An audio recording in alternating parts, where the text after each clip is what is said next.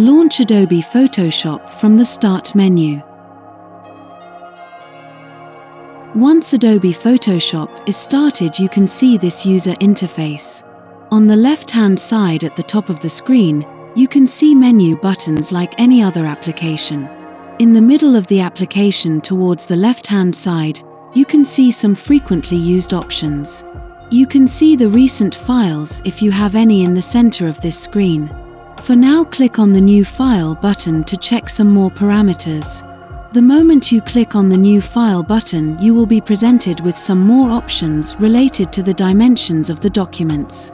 The new document panel is divided into different sections. On top you can find some presets which can be used for different purposes. Right-hand side you can see the different parameters for the selected preset like width, height, resolution, color modes, and etc. We will discuss one by one later. For now, select any preset from the left-hand side panel and click on Create button.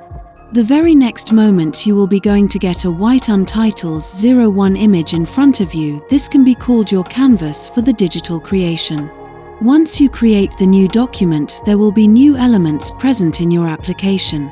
In the left-hand side you can find the toolbar, and in the right-hand side you will be having different parameters active on screen.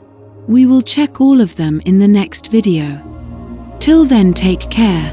If you like the video, hit like and subscribe for more course videos.